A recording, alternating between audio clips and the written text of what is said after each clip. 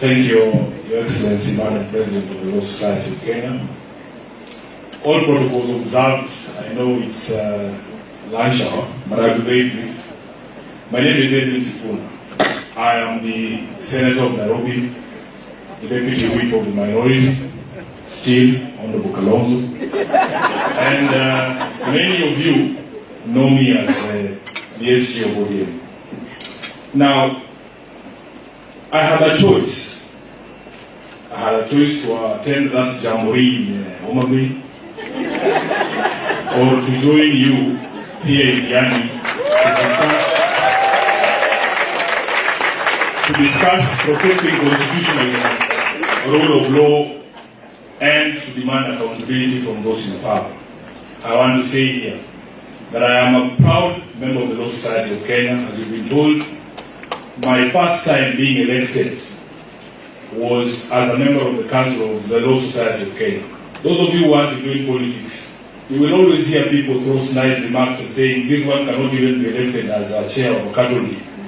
So, your first time is very important to demonstrate to people that you can actually be elected to anything. And that is the reason why I am always happy to join you. And as Honorable Kalonzo has said again, you need to maintain some nexus between yourself and your profession, because you never know. The way some of the young people are talking in 2027, all of us might find ourselves back home, and we will have to find something else to do. I want to commend the leadership of the Law Society of Kenya, led by Madam Faith. You have stood in the gap for the people of Kenya. You have stood in the gap for those of us who may have failed the people of Kenya by abdicating some of the roles that were expected for us to execute.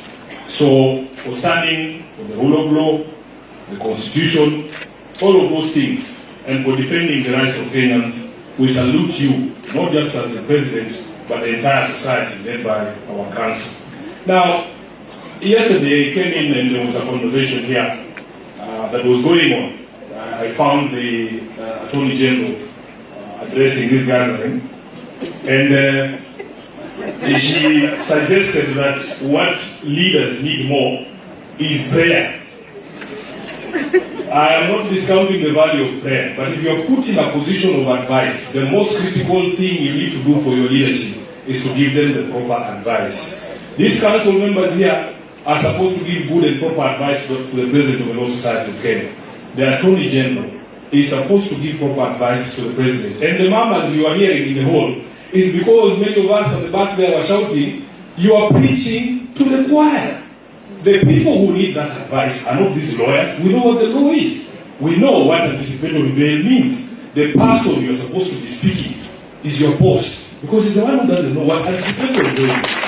So, I hope she understands. She understands the concern that we have as a people, as lawyers, with everything that has been done by this administration to claw back on the freedoms and gains of the people. She spoke about anticipatory bail. She even tried to suggest, I don't know which era her mind slips to, that there were some, offenses that were not bailable. That is something we left back many years ago.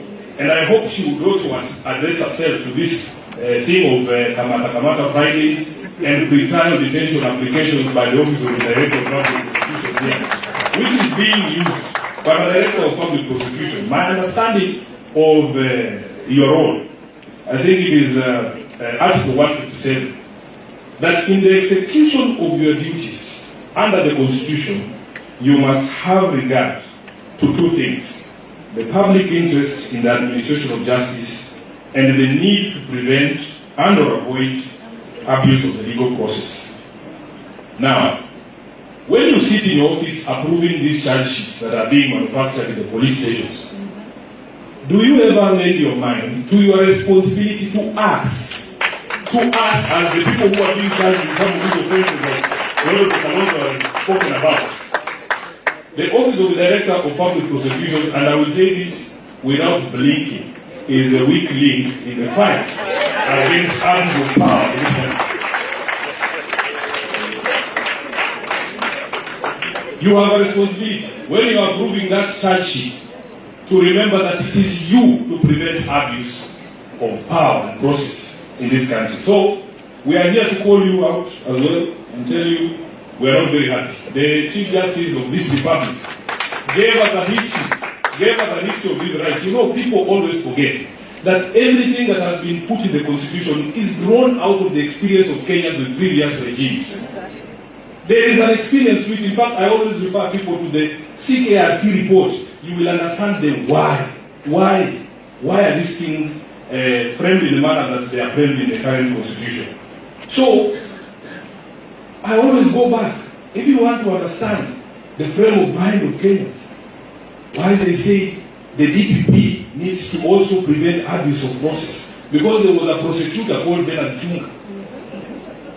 Everybody remembers Bernard Chunga. Maybe the other ones might not remember. Yeah. So, there is a historical context to some of these things. And the CJ took us through that history. And she spoke about corruption as well. And she asked, who is this that is bringing corruption to the judiciary? We in Parliament have also been accused that we are rent seekers, that we go to ask people for money. I want the president to tell this country, who are these people who go and ask his cabinet secretaries for money? They are his cabinet secretaries. Who are these people that ask governors for money? Let them tell us. Let them tell us. To make blanket accusations, and I want to say this. You see, personally like Sifuna, I had taken a public position on Gachagua way prior to the impeachment. Are you telling me you paid me to do something I already wanted to do?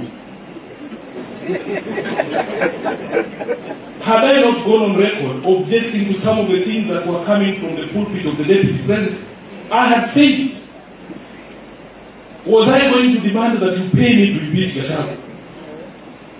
So, Honorable Kalonzo, some of these things that people say, they are dispatching the entire house. If somebody has come to ask you for money, say Sifuna asked me for money. There's a cabinet secretary who claims when they come to the Senate that somehow we ask them for money to be nice to them. I am a member of the Public Accounts Committee. Our proceedings are live. Those of you who have watched those proceedings, do you see a nice Sifuna? Is that what they pay me to do? Anyway, it's a difficult conversation, but we need to all agree that some of the people who are pointing fingers